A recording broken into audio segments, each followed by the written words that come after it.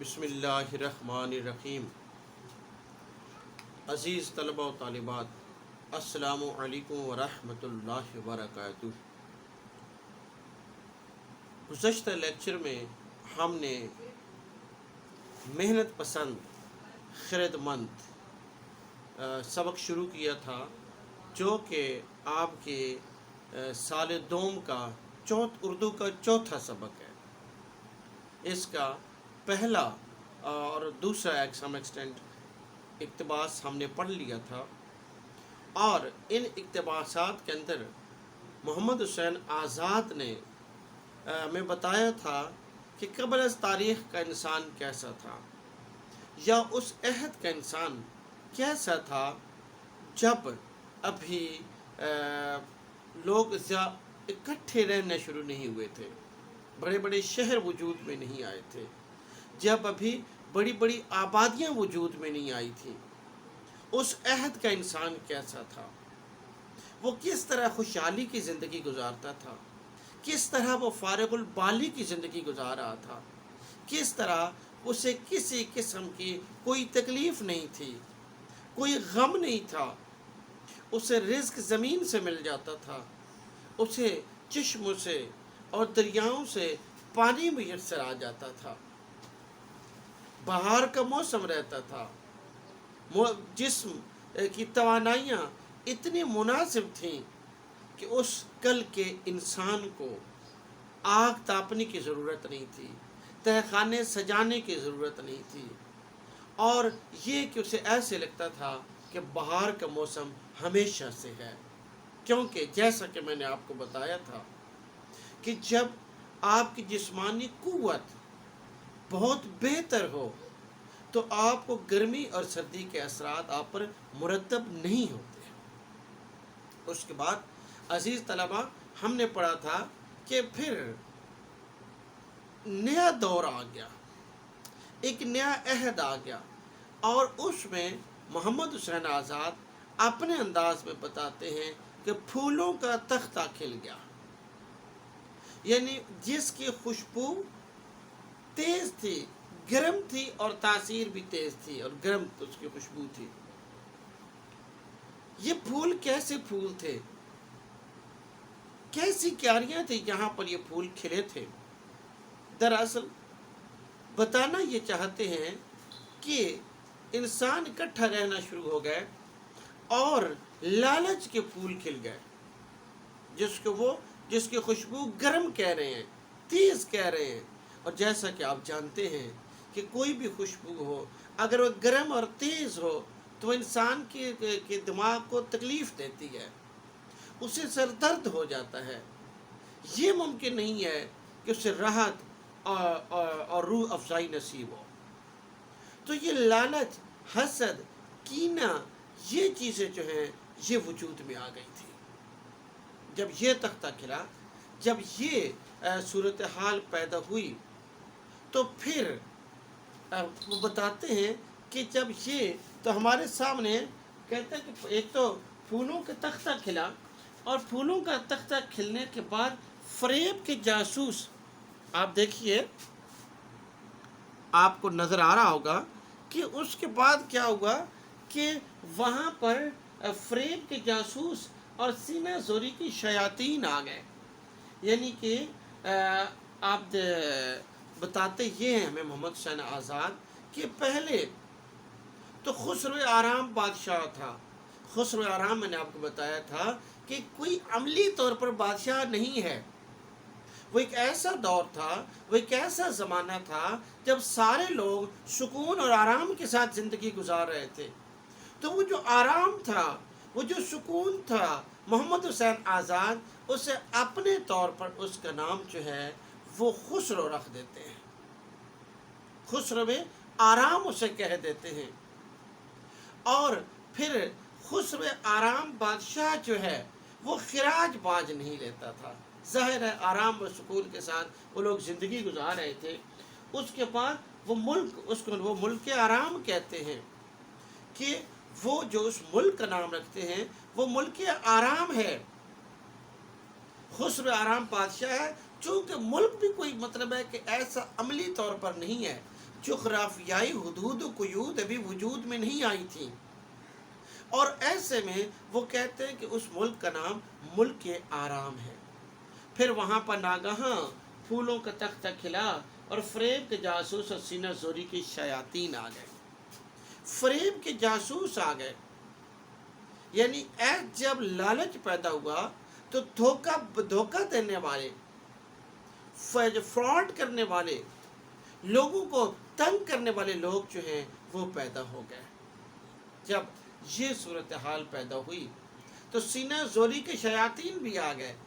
سینہ زوری یعنی بدماش، جو غنڈہ گرد تھے، جو سینے کے زور پر، غنڈہ گردی کے زور پر، بدمعاشی کے زور پر لوگوں سے مال لوٹ لیتے تھے، یہ بھی معاشرے کے اندر اس طرح کے لوگ بھی آنا شروع ہو گئے، اس لیے ان کو انہوں نے شیاطین کہا ہے۔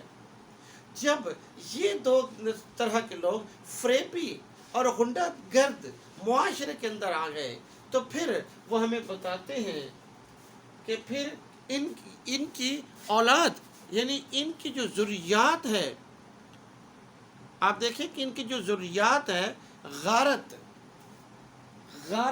ذریات سے مراد اولاد ہوتی ہے۔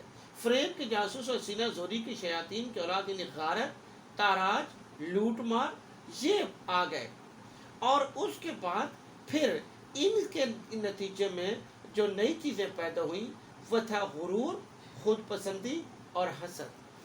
انسان جو ہیں وہ اپنے آپ سے محبت کرنا شروع ہو گئے، انسانوں نے خود سے محبت کرنا شروع کر دی، غرور ان کے اندر پیدا ہو گیا، دولت آ گئی، کچھ کے پاس دولت آ گئی، کچھ کے پاس کمی ہو گئی دولت کی، چنانچہ غرور اور خود پسندی جو ہے، یعنی اپنے آپ کو پسند کرنا، سپیورٹی کمپلیکس میں مبتلا ہونا، اپنے آپ کو اعلیٰ نسل کا خیال کرنا اور دوسروں کو کم تر خیال کرنا، یہ پیدا ہو گئے۔ اور اس کے بعد جو ہے حسد نے وہاں پر ڈیرے جما لیے۔ اب جب حسد وہاں پر پیدا ہو گیا تو ظاہر ہے کہ اس کے بعد تو پھر حسد کی وجہ سے تو لوگ ایک دوسرے سے چھینتے ہیں، ایک دوسرے کا مال ہڑپ کرنے کی کوشش کرتے ہیں، نقصان پہنچاتے ہیں ایک دوسرے کو۔ چنانچہ جب ایسا ہو گیا تو نتیجہ کیا نکلا؟ نتیجہ یہ نکلا کہ معاشرے کا رنگ بے رنگ ہو گیا۔ اب ہم اس سے آگے عزیز طلباء پڑھنے کی کوشش کرتے ہیں۔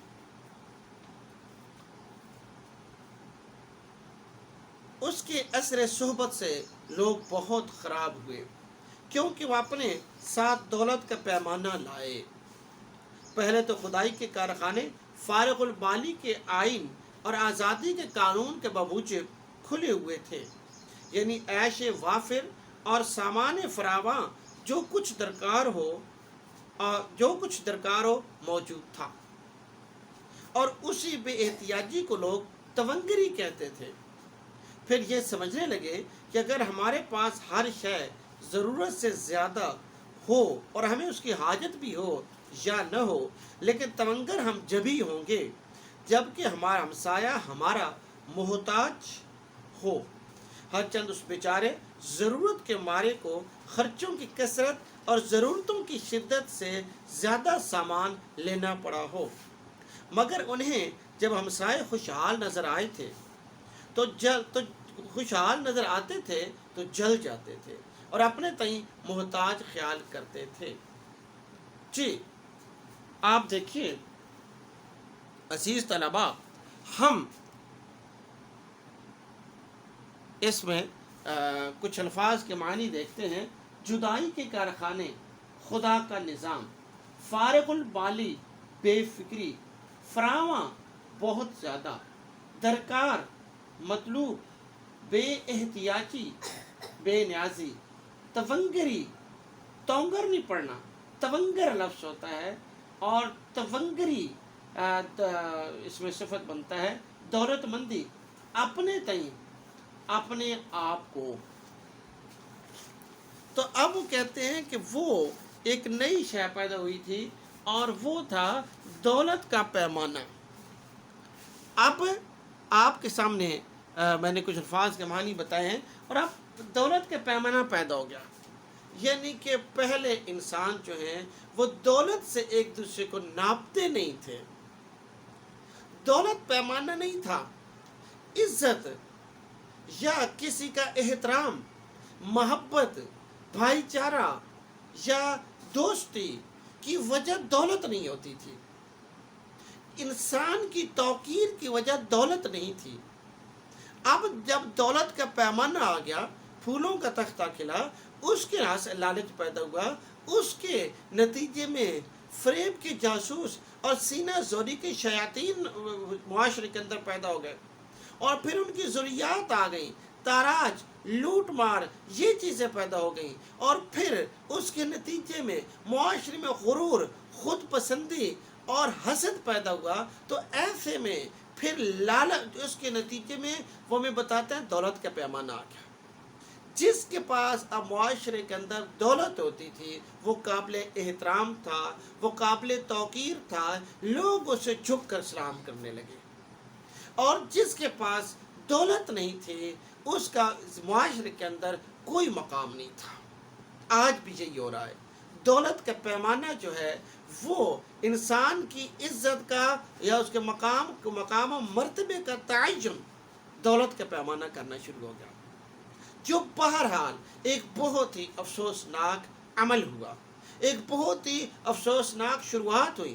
وہ کہتے ہیں کہ پھر اب اتنا لالچ ہو گیا کہ ہمسائے سے آگے بڑھنے کی فکر میں پڑ گیا، وہ اس کوشش میں مبتلا ہو گیا کہ اگر اس کے پاس اپنے ہمسائے سے زیادہ دولت نہیں ہوگی تو وہ صاحب توقیر نہیں ہوگا، اس کی عزت نہیں ہوگی، چنانچہ وہ ہر صورت میں اپنے ہمسائے سے آگے بڑھ جانے کی فکر میں لگ گیا۔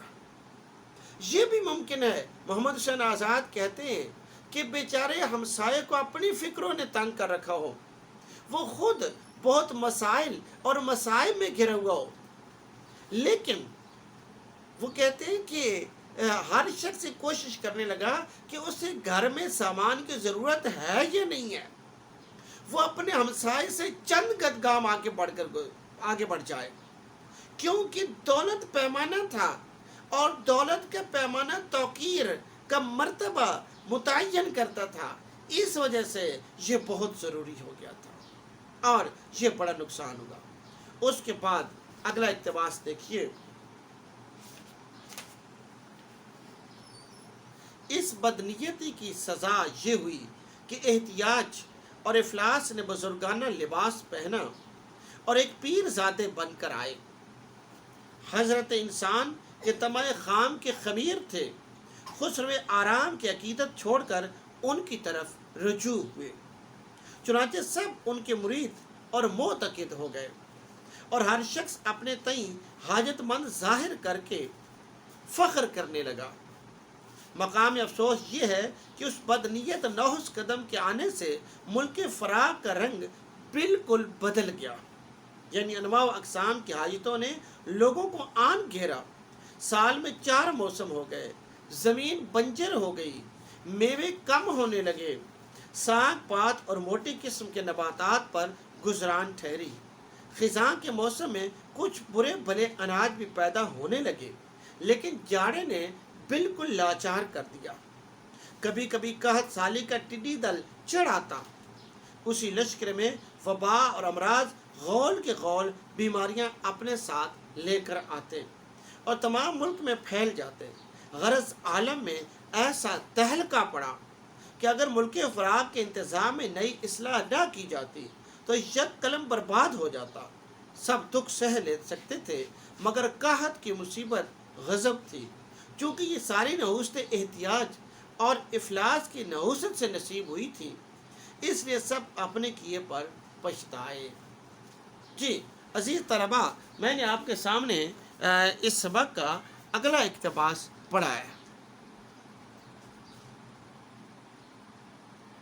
اب ہم اس اقتباس کے جو معنی ہیں اس کے اوپر غور کرتے ہیں۔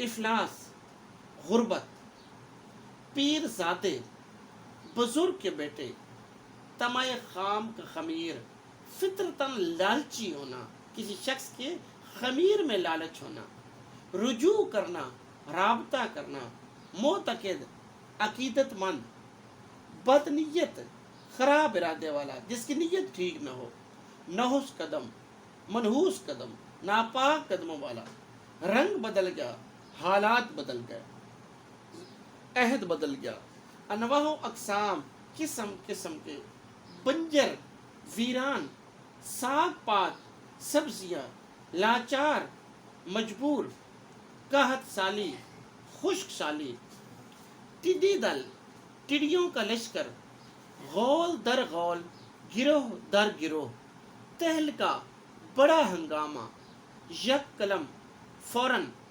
रंग बेरंग होना, बिल्कुल माहौल का तब्दील हो जाना। जी अजीज़ तलबा, आपके सामने मैंने अल्फाज के मानी बयान किए हैं। अब जब वो मैं बताते हैं मोहम्मद हुसैन आज़ाद कि जब मुआशरे के अंदर ये बिल्कुल रूटीन ही बदल के रह गई, जब मुआशरे के अंदर रंग बदल गया, तो वो हमें अपनी तमसीली अंदाज में बताते हैं कि फिर वहाँ पर एहतियाज और इफलास ये दो पीरजादे बनकर आ गए। एहतियाज मैंने आपको बताया कि हमने पहले पढ़ भी चुके हैं कि एहतियाजी कहते हैं कि आप किसी के हाजत एहतियाज का मानी होता है हाजत, एहतियाजी हाजतमंदी। इफलास अफलास लफ्ज़ नहीं है, ये याद रखिए, लफ्ज़ है इफलास, और इफलास का मानी होता है गुर्बत, मुफलसी। मुआशरे के अंदर कौन सी दो नई चीज़ें इजाफा हुआ? एहतियाज और इफलास का। एहतियाज और इफलास पीरजादे बनकर आ गए, पीर के पीर साहिबजादे बनकर आ गए।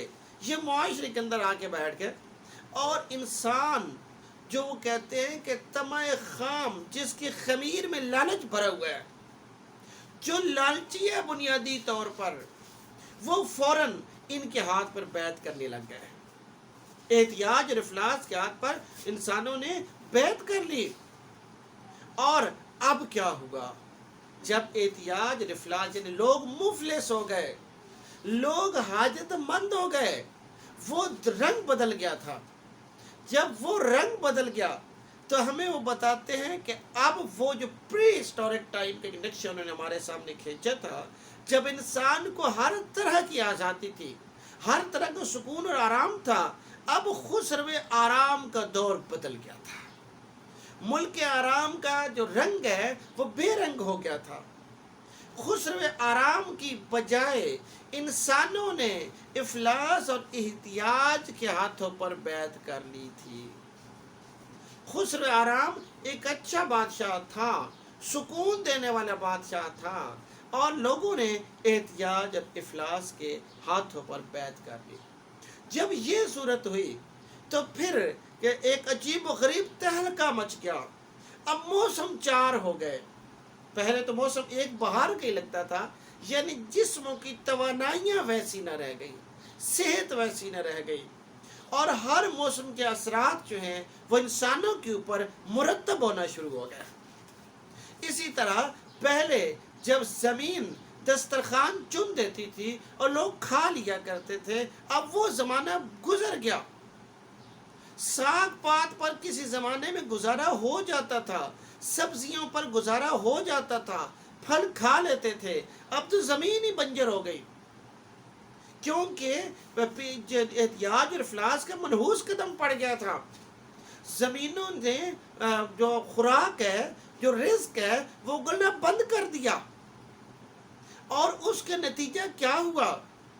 उसके ज़मीन बंजर हो गई। बीमारियां गौल दर गौल गिरोहों की सूरत में इंसानों के ऊपर हमलावर हो गई। यानी कि वो क्या कहत का टिड्डी दल चढ़ाया। हमें बताते हैं कि कहत एक ज़माने में, अगर आप तारीख पढ़िए तो आपको पता चलेगा कि मुआशरों के अंदर कहत इस तेज़ी से आ जाया करते थे कि करोड़ों इंसान लुक़मा अजल बन जाते थे, लाखों लोग मर जाया करते थे कहत की वजह से। कहत का टिड्डी दल चढ़ाता था, टिड्डी दल लश्कर, टिड्डियों, आपने पीछे गुज़श्ता दिनों देखा है कि टिड्डियाँ जब आती हैं तो किस तरह हर सब्ज पत्ते को खा जाती हैं, और जब कहत का टिड्डी दल आता है तो फिर हर इंसान को खा जाता है, हर उस चीज़ का कुछ भी नहीं मिलता खाने को। तो कहत आ गए, इन्होंने इंसानों का जीना दो भर कर दिया, बीमारियां आ गईं, ज़मीन बंजर हो गई, मौसम चार हो गए, और इसी तरह से वो हमें कहते हैं कि तरह तरह की जो मुसीबतें हैं, मेवे कम होना शुरू हो गए, और इसी तरह जो निज़ाम था वो एक कलम बर्बाद हो गया, वो इंतज़ाम न रहा, वो इंसराम न रहा, वो इंसानों के दरमियान मोहब्बत, यगानिगत और प्यार का रिश्ता न रहा। और ये सारे का सारा क्या हुआ था? लालच, हसद की वजह से हुआ था, कीना पैदा हो गया था। ये ताज़ीबी तारीख बयान कर रहे हैं मोहम्मद हुसैन आज़ाद। अब यहाँ तक पहुँचने के बाद हम अगले इक़्तिबास को पढ़ते हैं। आलम का रंग बेरंग देखकर तदबीर और मशवरा दो तजर्बाकार दुनिया से किनारा कश हो गए थे। लफ्ज़ है तजर्बा, तजर्बा लफ्ज़ नहीं है, याद रखिए, लफ्ज़ है तजर्बा। किनारा कश हो गए थे और एक सेब के दरख्त में झूला डाले अलग बाग में झूला करते थे। अलबत्ता जो साहिब ज़रूरत उनके पास जाता उसे सलाह मुनासिब बता दिया करते थे। ये सब मिलकर उनके पास गए कि बराए खुदा कोई ऐसी राह निकालिए जिससे एहतियाज व इफलास की बला से बंदगान खुदा को निजात हो। वो बहुत खफा हुए और कहा कि अपने किए का इलाज नहीं। हुस्न आराम एक फरिश्ता सीरत बादशाह था, तुमने उसका हक़ शुक्र न अदा किया और इस आफत को अपने हाथों सर लिया। ये इफलास ऐसी बुरी बला है कि इंसान को बेकस और बेबस कर देती है। मांगे तांगे के सिवा खुद इसका कुछ पेशा नहीं। देखो इसी ने मुल्क फराह को कैसे तबाह कर दिया है कि दिलों के बाग हरे भरे वीरान होते जाते हैं। अब इसके निकलने की कोई सूरत समझ में नहीं आती, मगर ये कि हमने सुना है एहतियाज व इफलास का एक बेटा भी है जिसका नाम मेहनत पसंद खिरदमंद है। उसका रंग ढंग कुछ और है, क्योंकि उसने उम्मीद का दूध पिया है, हुनरमंदी ने उसे पाला है, कमाल का शागिर्द है। हो सके तो जाकर उसकी खिदमत करो। अगरचे उसी का फरजंद है, लेकिन अव्वल तो सल्तनत का मुकदमा दरमियान है। दूसरे माँ के दूध का जोर उसके बाजुओं में है। उस्ताद की फुर्ती और चालाकी तबीयत में है, शायद कुछ कर गुजरे। जी, यहाँ पर हम रुकते हैं और मैं आपको अल्फाज के मानी बताता हूँ।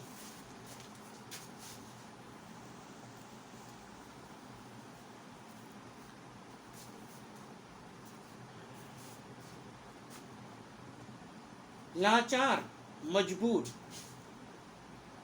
ये मैं आपको बता चुका हूँ। उससे आगे देखिए, तदबीर, अक्ल व दानिश, किनारा कश होना, अलहदा हो जाना, बराए खुदा, खुदा के लिए, बेकस, लाचार, बेबस, मजबूर, रंग ढंग, चाल ढाल, उम्मीद का दूध पीना, पुरुमीद होना, गुजरान, गुजर औकात करना। जी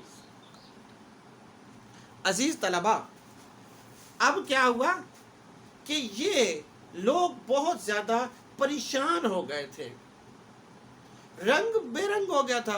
चुनांचे इन्हीं के दो बुजुर्ग, जिनमें से एक का नाम तदबीर था और एक का नाम मशवरा था, ये दोनों अलहदा हो गए थे। मुआशरे का जब उन्होंने रंग देखा था, ये दोनों बुजुर्ग थे, ये मुआशरे से अलहदा हो गए। याद रखिए, तदबीर और मशवरा भी तमसीलन बयान किया जा रहा है। यानी जब मुआशरे के अंदर लालच पैदा हो गया, जब लालच ने मुआशरे को ख़राब कर दिया, तो उसके बाद क्या हुआ? तदबीर, जिसकी वजह से मसाइल का हल निकलता है, लोगों ने उसे पसे पुष्ट डाल दिया। इसी तरह मशवरा जो है उससे भी आपस में मशवरा करना छोड़ दिया। नतीजा क्या हुआ? नतीजा ये हुआ कि लोग बहुत ज़्यादा तंग आ गए, और जब दोबारा तदबीर और मशवरा करने लगे तो तदबीर और मशवरा ने उनको ये बताया। तदबीर और मशवरा एक अलहदा बाग में चले गए थे, सेब के बाग में झूला झूलते थे, अलहदा सोए हुए थे। तो तदबीर और मशवरा ने उन्हें बताया कि जाओ, एक एहतियाज और इफलास ने तुम्हें ख़राब कर दिया। तुम्हें खुसर आराम एक शानदार बादशाह था, और इसी तरह मुल्क फराग ज़बरदस्त किस्म का मुल्क था।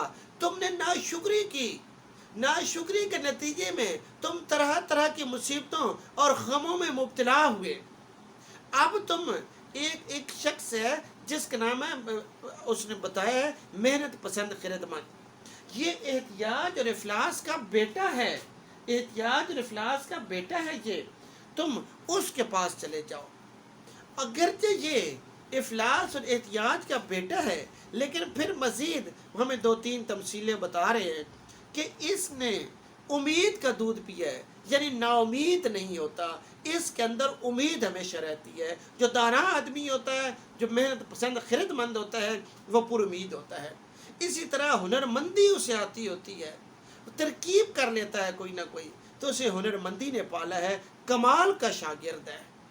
यानी जब हुनरमंदी भी हो, उम्मीद भी हो, तो आखिर इंसान को कमाल नसीब होता है।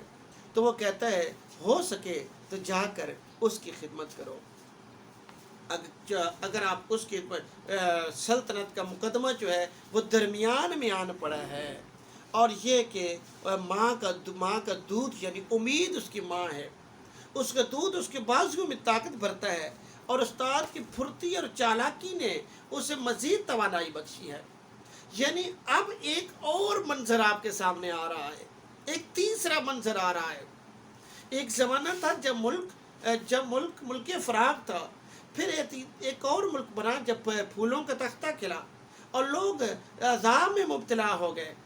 उसके बाद एक और अहद का आगाज़ होता है, और ये जो अहद है इसमें वो कहते हैं, लोग जाते हैं तदबीर और मशवरा के पास। तदबीर और मशवरा ने बताते हैं कि मेहनत पसंद खिरदमंद के पास जाओ, जो पुरुमीद रहता है, यानी एक दाना शख्स जो है वो हमेशा पुरुमीद रहता है। वो शख्स जो होता है वो हमेशा कमाल होता है, हुनरमंद होता है। जब ऐसा होगा तो यकीनन कोई ना कोई मसला, किसी न किसी मसले का हल आपका निकाल देगा। यहाँ तक हम अजीज़ तलबा आज के लेक्चर को रखते हैं। इंशाअल्लाह अगले लेक्चर में हम अगला इक़्तिबास पढ़ेंगे और मज़ीद इस चैप्टर को आगे बढ़ाएंगे। शुक्रिया।